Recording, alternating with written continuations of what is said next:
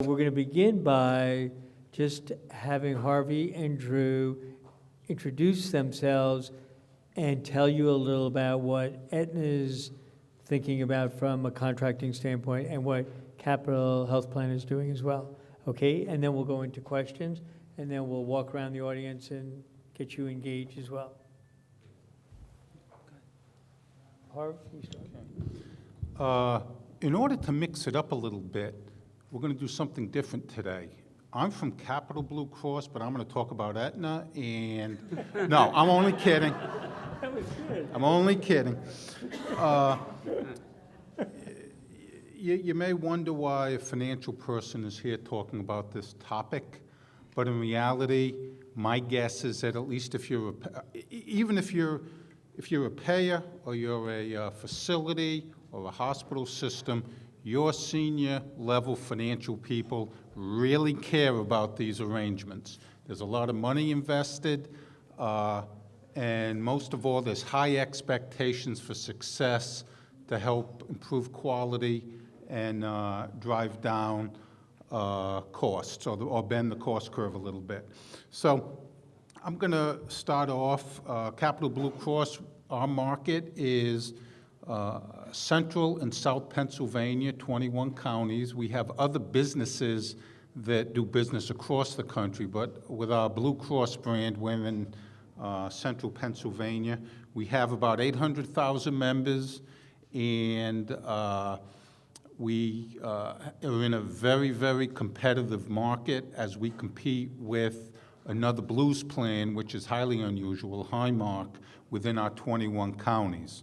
So we have a little bit of a different environment than most other Blues plans do. And some of that is resulted in how we, the relationships that we have with our provider partners. But what I want to do, one of the key words we talk about is value. And I just put down a few things. My view of value, and you may be surprised to hear this coming from a financial guy, but to me, value equates very closely with quality when we're talking about value-based programs. And it's measured, in my mind, by successful outcomes over time. When those happen, you will ultimately, hopefully, lower costs. But if you can't do that part of it, then it won't be successful in what at least the objectives from the payer side is, and that's lowering costs. But in reality, you have to improve the quality. So in terms of our relationships with our provider partners, some of the things that we look at when we're building value-based networks, and just for clarity, the value-based and network management part of Capital does not report up through me. So that goes through a separate leadership stream. However, I have a keen interest and involvement in many of the programs. So in terms of the relationships with the providers, it has to have a shared focus on the patient and the member. Again, the number one thing is quality. And the way our programs work, we have a two-tier reimbursement policy in our value-based programs. One is quality. And what that means is, unless the quality metrics are met, there's no payment on anything else. And it's very possible to get payment on quality and nothing else, but it doesn't go the other way around. So again, the focus is on quality. We also look for transparency. Everybody needs to be open and develop a program that we can both live with. Because again, in all, there is conflicting goals. As you know, the provider's goal is you maximize revenue, and the health plan's goal ultimately is to help reduce that revenue that's going to facilities. I mean, that's the age-old I don't want to call it a battle, but sometimes people can get pretty bloody over it. So that's our view of that. But I would say that in terms of what we're looking for, and we have not had much success to date in our market. The providers are consolidating, makes it a little more challenging to put these programs together. What I'm looking for and what I have pushed our network team to do is do what they can to get the hospital systems and the physician groups to take on some downside risk. Because at least in my mind, unless that risk exists, then it will be more difficult for us as a payer to achieve what we want to achieve. At least from our view, which is somewhat jaundiced, I'd admit that. If there's only upside, then that means to us that's partly downside, that we haven't shifted risk and that it's really just another payment model that is not as effective. In terms of performance measures, we tend to focus on, we have programs both for our Medicare Advantage plans and for our commercial insurance plans. So what we focus on in our Medicare plans is to develop performance measures that help our plans maintain and increase our star ratings. The star ratings are a measure of quality within Medicare, as you know, so it is critical for us to partner with those in our value-based networks to help us achieve that higher level of quality. And by the same token, within our commercial business, we tend to focus the metrics on our HEDIS metrics because that's a measure through NCQA to help us improve our quality metrics as well. We do business with both independent physician groups, usually of some size, obviously, because the smaller groups, and that's one of the challenges that we're dealing with, it's very, very difficult to get these programs into the smaller physician groups, and with physician groups that are affiliated or owned by larger hospital systems. The way we measure generally our success criteria, and it's one that I've gone back and forth with the network people. I kind of not like it, but let's just say I've lost that battle almost every time because I'm not sure there's an easier way or a better way in our market to do it. But we compare the trend of the network, the value-based network, to a peer trend.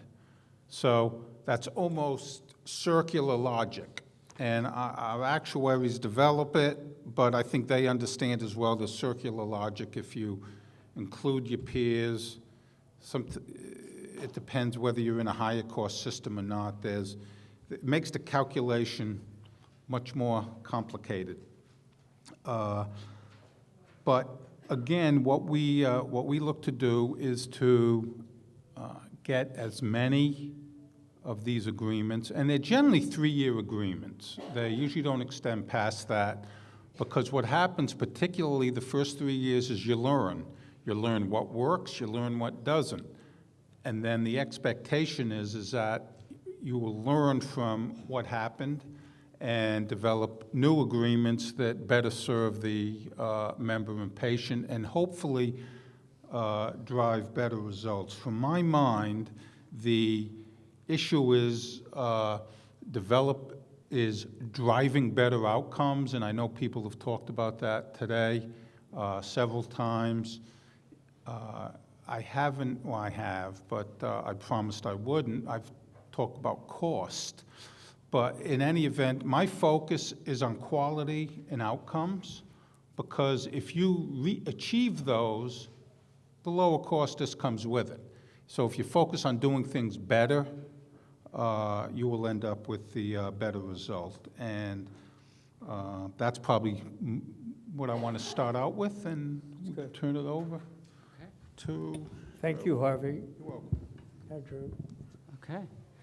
So I'd say kind of where is Aetna today? And I'll start a little bit about where it's been, actually, because I think that's a relevant part of the story, is, for folks who have followed Aetna over time, our former CEO, Mark Berterlin, he said, we want to be 75% value-based by 2020. That was the goal. As we've gotten to the goal, the question is, what do we do to get there, and what does that mean to where we are now? So when Aetna really went out and did a lot of value-based contracting pieces, we had some similar models over time, and we still have those that are maybe your pay-for-performance programs to get folks indoctrinated, whether it's at the physician level or at the hospital level. And then as we got more complex into what folks may think of as attribution models, maybe even an up and downside attribution type of model, and even into those where we do, I would say, the closed network or the narrow network type of product models, and then some that folks may read at joint ventures. Those are really done by a core team that was built several years back. So as we went through and decided, well, we really need to look at what works in the market versus what works, and with a smaller team that was really geographically based in specific areas, we went and said, well, what are we going to do now at the market level, and what do we evaluate?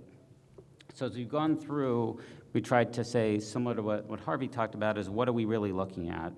And I'd say, without duplicating some of the pieces that were talked about, I really rolled it into three things. The first of the three that we look at is, we've got three lines of business: commercial, Medicare, and Medicaid, and luckily in the state of PA, I've had the opportunity to work on all three. From a data perspective, we're now aligned where commercial and Medicare are similar, and we're getting there towards Medicaid, so that way for our provider population that we work with, the easier it is to work the data, the better, and we'll talk a little bit more about that later on. So I think that's been one. Second thing is, instead of having more national decisions, we've been making very local market decisions.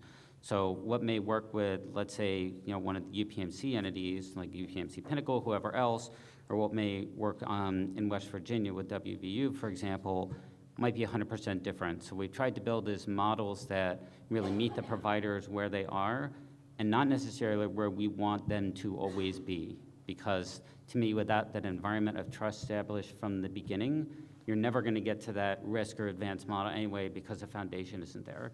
So I always look for that to determine where do we go first. And then I think the third thing I kind of go along to say, where are we now, is the fact that we're really looking at our portfolio to be able to say, who are the right partners to work with, and should everybody even be in a value-based agreement? Some folks may not want to be, and that's okay that they don't want to be. We shouldn't force them there. That doesn't do anything good for the payer, for the provider partner, frankly, for the patient that's going to those practices. What we have done, though, is created programs in the past couple of years, and Medicare is a great example, where we've come up with a model that's really a P4P model for practices that have 50 and above. So one of the things we've all talked about, especially in rural areas and urban areas where we're trying to encourage our independent practices, is their infrastructure isn't the same. How do we bring them into the fold? So I think the third thing we've done, a lot of it, especially in our market, is really engages independent practices, so that way we have a model that works all the way from your really small groups up to the ones that have tens of thousands of our attributed or enrolled members. Thank you, Drew. So let's get into it, okay? Challenges in the market. Harvey, you talk about competing against another Blue plan, let alone all of the other players you're competing against. What happens in the real example here when the Blue plan and other competitors in the market own the major delivery systems in the market? Can you still contract with those delivery systems, or is that a problem? In our market, it's not a problem. Okay. We want to contract with everyone within our market, and we have UPMC hospitals within our market, UPMC Pinnacle, which is in Harrisburg, and we're not directly, a part of our strategy is not to directly affiliate or have necessarily ownership in or through the providers, but we want to contract with them more in the traditional payer-provider space. So we have not had that issue. We have, I think, taken advantage of the fact, because of that, what's happening in our market.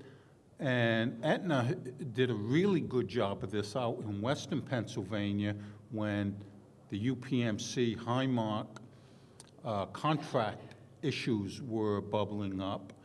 Aetna kind of came in and said, well, we contract with everybody, so come with us, and they were successful in that model. And we do the same thing, that we want to contract with everybody. We try to stay away from the exclusivity of contracting. So it's there. It's kind of a big elephant in the room, but we hope that we have enough peanuts to keep them dancing. Okay, that's good. You find the same thing, Drew? Yeah, I think, since Harvey and I live about an hour from each other, we have a lot of similarities in the areas in which we work. I would say we have a lot of provider-owned plans in PA, and then West Virginia and Delaware are different markets just in how they're structured. But that doesn't mean just because somebody owns a health plan, somebody doesn't own a health plan, you can't find a common medium in which to work.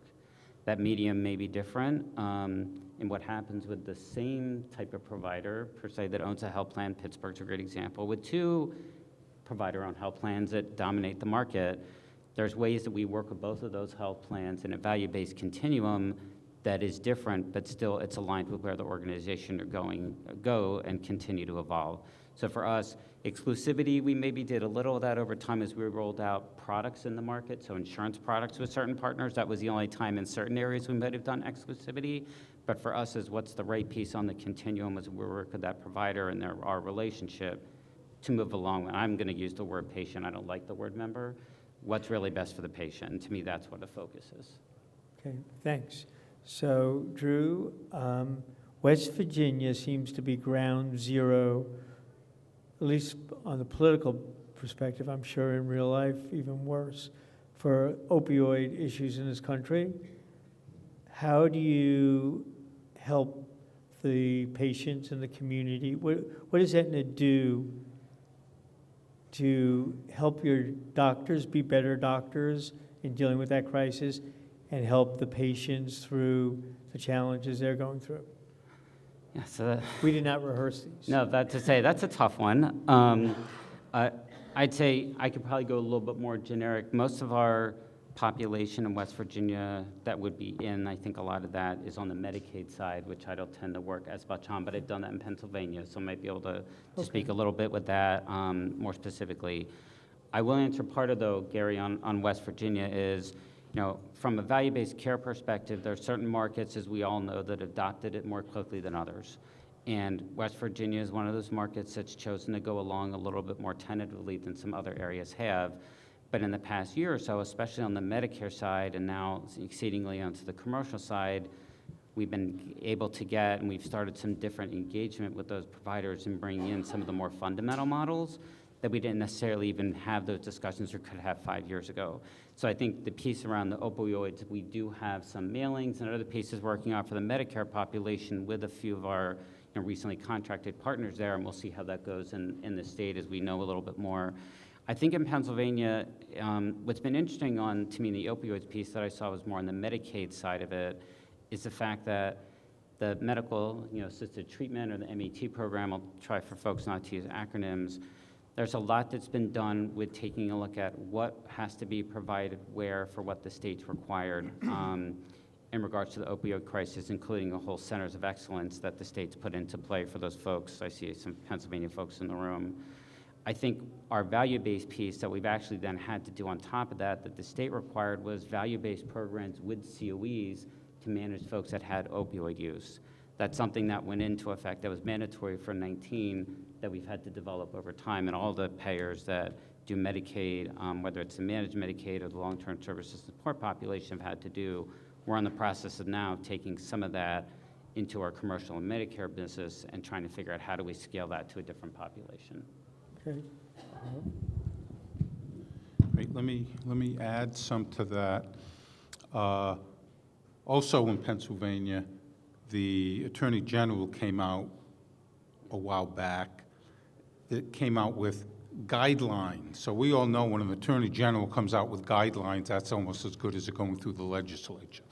So, That's good. and Pennsylvania was one of the most challenged states with opioids and other things. And we were seeing that in our population. By the way, Capital does not have a Medicaid population. We don't service the managed Medicaid business in Pennsylvania. So what we have done is following those guidelines, we pulled back, as many other states have done, where you pull back and boy, our customer service scores went downhill fast because they're calling in complaining. You know, if you're used to getting a 60-day subscription to opioids and say now you can only get 10, you raise holy hell because, hey, I need this stuff to live. But circling back this to value-based care, one of the big challenges that we see is trying to incorporate mental health networks, mental health value-based programs into the existing ones, because the difficulty is the providers, you have two different sets of providers, that those that treat substance use disorders and those other issues, the mental health professionals are not I'll call them physical health, but I was at a program last week where the chief medical officer of United Health Group was giving a presentation on mental health, and he put it well. He said that, I don't know why we treat this mental health differently, because the brain is a physical thing. But we've, the stigma and other things associated with substance use disorders and that has created a challenge with trying to get value-based care. If you can't treat the whole patient, you're going to have problems getting the right outcomes. So I think that's still a challenge with value-based health programs as to how that gets addressed. Okay. So I have one other question, then I'm going to come into the audience and ask you to ask some questions, okay? Because this is a participation process here. So what I'm thinking about are issues where you have full risk type contracts with providers, and then you have specific contracts as the health plan with vendors that provide a specific service. Do you carve that service out of the full risk contracts, or do the providers freak out and say, no, you can't do that, we want to take care of that ourselves? Maybe you like an AWV vendor, or we can get deeper if you want to, but I'm just, on a general sense, can you give me some thought on that? Yeah, because I've given that a lot of thought. Haven't come up with any answers. But essentially, the question is, you have a value-based arrangement, you're reimbursing the providers based on an achieved outcome. How can you attribute that outcome specifically to those providers when, as a health plan, I have 3 other programs? For example, I have a diabetes management program, I have a musculoskeletal program, I have a cardiovascular program, all who are incented to bring down costs and improve quality. So as a finance guy, I look at that and I say, I'm paying this vendor to save money, paying this vendor to save money, paying this vendor to save money, the value-based plan saves money. No, I'm adding up everything I'm paying to all these people who saved all this money, and I'm ending up paying more than what I would have done if I had done nothing. Right. That's an exaggeration, obviously, right. but that's the confounding issue with this. And I've had this conversation with our actuaries, and they nod and say there's really no good way to do that. There may be some good way statistically, but you can only take statistics so far. Because then you run into issues of there get to be conflicts between the different vendors and the network in terms of, well, no, what I did saved that money. Right. Well, no, you didn't. What I did saved that money. And then you get into that, and to me, that's a big challenge, and a challenge that I have within the Capital Blue Cross Health Plan is how do I differentiate all that? I like to say, especially when I'm at when we have senior leadership meetings, that we have saved so much money on all these clinical programs that my medical loss ratio should be 10. It's not, I promise you. So that's a challenge. So I'll take maybe a little different just viewpoint on it is we've some full risk arrangements in our market. And I think what I tend to look at it is who's really driving the bus. I keep thinking of the last session for those who are in the room when it said the payer wants everything. And that's kind of how I still see a lot of the way the world works. I tend to look at this as more like what's the real piece around where delegation is going to go. So from my perspective, I look at it, we can carve out for radiology management, and even our world, PBM, all that kind of stuff, however that would work. And I'll never know the true ROI when I look at all those parts, because I'll basically evaluate them individually. But what I do look, and I think most of us know, whether you've been on the provider world, payer world, or in some cases, for some of us, we've had the opportunity, luckily, to work in both, is that I know when the provider calls me, I answer. Frankly, if Aetna does, I usually don't answer even anyway. And that's where I work. So I think the question is, what am I going to allow somebody to do and not do? Am I going to function on the ROI, or am I really going to function on what's best for the patient? And I think a lot of our providers that are going down that risk path, whether there's partial or full risk, want that delegation component. And I think there's reservations about giving that because of fear. It's just the way I tend to look at it. Mm-hmm. But I also think there's a lot that folks who aren't close, and I've done delegation pieces in the past, is there's a lot of compliance elements that have to be done that are incredibly burdensome to delegate a function to somebody else. And I think that, and you know that from your old world, a few years back, because we did it in that way. But I think from my perspective is, there are a lot of providers who want that piece, and they want to be able to take it, but then when they learn what the delegation rules are around doing it, that's when you unfortunately go back to the old world and retrench to where you were and then try to figure it out within the boundaries. So in that, let me ask one other question. I got that. Yeah. One other question. So there's providers that can take risk and are mature risk takers, and there are providers that think they might be on the road to risk. How, A, do you judge that? And B, do you provide like a track or a glide path to risk for a provider group? How do you guys think about that? So I'll start that one first. So absolutely, if it's a provider that's either a newer entity or, because we've had a lot of those in PA that have come up recently that are clinically integrated networks, for example, will present a glide path to risk. Providers that are coming in saying they want risk, we'll kind of say, here's the standard portfolio of what that risk program looks like, and to some of the point where you realize how serious somebody is when they respond back to what your initial proposal is and what that could come back with. So I think that those are two ways that we do it.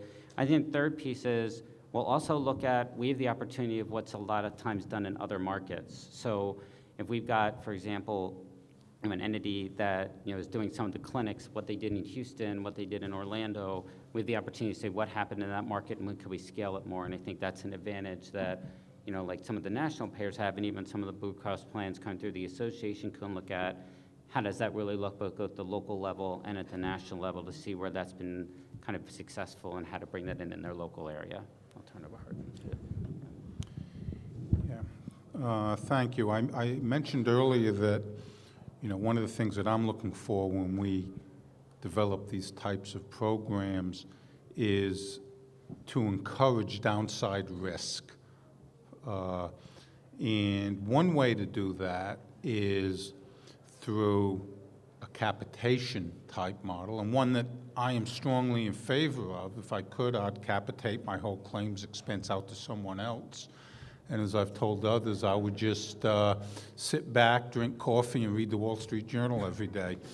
But since that's not a reality, I'd like to at least get partial way there and develop some more capitation models where we're pushing the managing of the patient directly onto the providers, which, by the way, do it much better than health plans. I don't think anybody would deny that.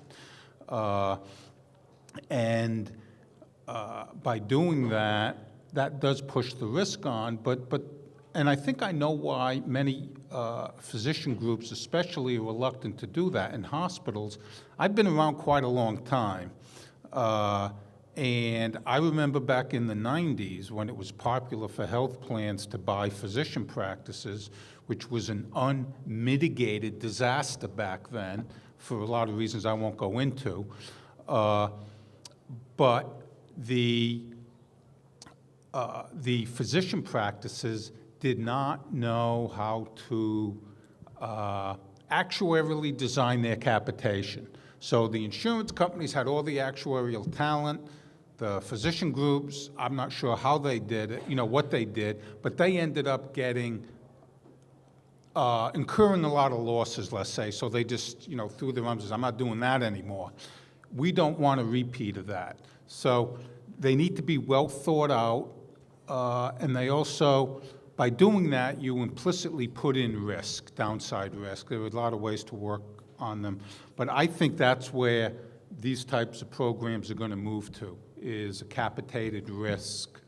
And that will evolve over time, as Drew mentioned. So who's got a question? I'm going to ask you if you don't have one. So what are you thinking about when you listen to this? So, hi, Drew. Hi, Laura. No, I work for a healthcare organization that works with Aetna, and one of my responsibilities is care management. So, as we are growing as a health system in our care management realm and helping to improve quality and reduce readmissions and all of the other work that care managers are doing with high-risk patients and chronic disease, how do we partner with health plans to ensure we're not investing in the same skill sets, and how do we parse that out? So that's a challenge for me right now. Yeah, so I'll start with that one. I'll turn it over to Harvey for some of his thoughts. I think, in my perfect world, to the same piece, I would delegate it out if I could, most of it, and say here, and then the duplication isn't there. And the lack thereof, I can give some ideas of how we do some of that today with some of the folks who my team does day in and day out. So we do, whether it's IDTs, with folks in the clinical realm, depending on whether it's the quality team, whether it's the case management team on the specific population. We'll run reports, and then share them with our provider counterparts, and also give them the ability through, the same type of software to be able to figure out what patient's happening where the care gap is, daily feeds on who's in the ER, inpatient admissions, all that kind of stuff. But then we also do monthly clinicals in addition to the IDTs to be able to say, what patients are we looking at? What are the trends? What are some of the programs that have worked with other providers, whether it's in PA, whether it's in Texas, whether it's in California, and how do we bring those best practices in overall? So I think what we do is we actually have a dedicated team this is on the Medicare, and we're doing the same now on commercial, is we have a dedicated team of what we call RM program management, and then for Medicare, we have HEDIS and STAR leads that work with specific providers. So I almost look at it as account management for certain provider groups in VBC or value-based deals, and that they get to know really their provider counterpart really well. They get to look at both sides of the business and then be able to figure out, and talking literally patient to patient, available, like all day during the work week, to be able to make some of the discussions. So if they know reach out's going to happen, how do we tell our provider partner first before we just do that, and how does that all go in tandem? Still work in progress, but I think we've made a lot of progress, at least in our market. And I'll give a very brief answer. and a non-clinical one. This will be more of a financial one. That is one of my challenges as we outsource different components of our business, particularly on the clinical side, is how do I not replicate that clinical service within the health plan and within the outside program. So that's still a challenge because I don't like that duplication. That's just added cost for our customers.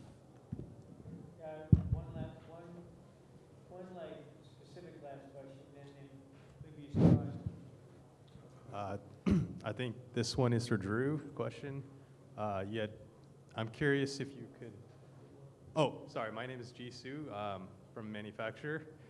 My question is, would you be able to elaborate on something you had touched upon briefly in local health markets and under the topic of value-based healthcare? Yeah, that's it. Basically, wanted to hear more about what you had meant by local health markets and Yeah, so what do we define as a local market, if I Sure. hear your question? Yeah. Yeah, so, I'd say kind of in Aetna's evolution, the way that it really worked was that we had our fee-for-service network contracting and some of the more basic or fundamental value-based programs done at a local level. And so local market for us could be, Southern California, it could be, for me, just some of the areas I worked, Oklahoma or like Nebraska and Iowa, for example, was a market. What happened is then the more advanced value-based deals was done by really one set of team that was, originally meant to be just that, and then they sold software and some other pieces along the way, and some of that's still out there. But what then folks realized is you're very disconnected from the market if you're living in PA, but you're contracting in Des Moines. It doesn't necessarily work long-term. So the decision was, as we came out and gave more P&L responsibility, let's also educate and really enable and put those resources into those, when we say local market, that could be, obviously Maine, Florida, whatever it's broken out for that geography, and how do you empower that particular area with the right resources to do not just value-based contracting, but value-based performance, and make them responsible for that, not just the medical loss and the membership and some of those other pieces. There's an additional component that was put in all of our performance scorecards at that level for how we have to basically drive our overall value-based performance in addition to all of our other metrics at the local level. Does that help answer your question? Okay, cool. So Drew, I have one other question. Okay. When Mark was leading the organization, I was told at 11 o'clock every day there was like a meditation opportunity. Can you just kind of talk about what that's like at a big company like yours? Well, you're asking a guy who actually teaches yoga and is getting a yoga therapy certificate, so you probably asked a good guy. So, yeah, you knew that. So just tongue in cheek, Gary kind of set me up on that one.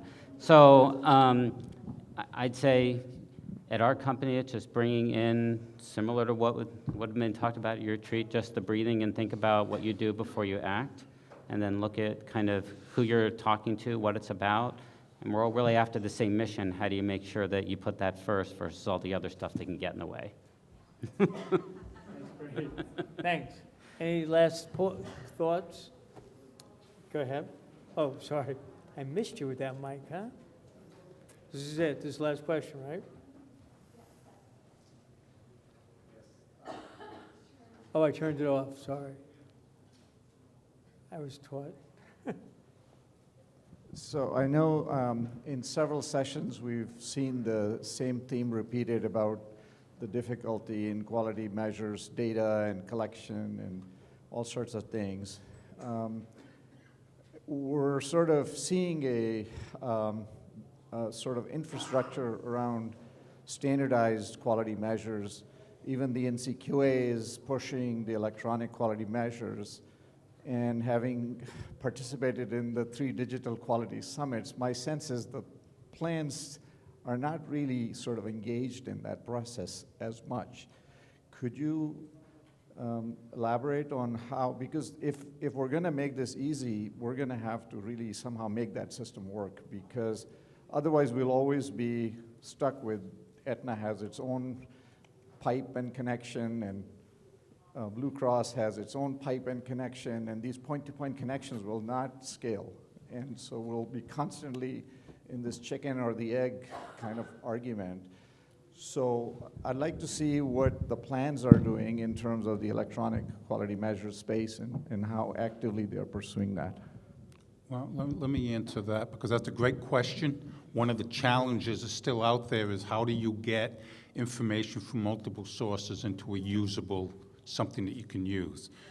What we do at Capital, we're fortunate enough to have an affiliated company that's called Genea that has a tool that, and I don't want to make this sound like an advertisement, but if it is, I get a 10% commission. But we have a tool that is able to integrate multiple payers' information into one data set, including pharmacy and all of the ancillary data, in order to get one data set of which to be able to stratify that, develop quality measures and other things. We use that for our value-based programs. We have a couple of other Blues plans that utilize it as well.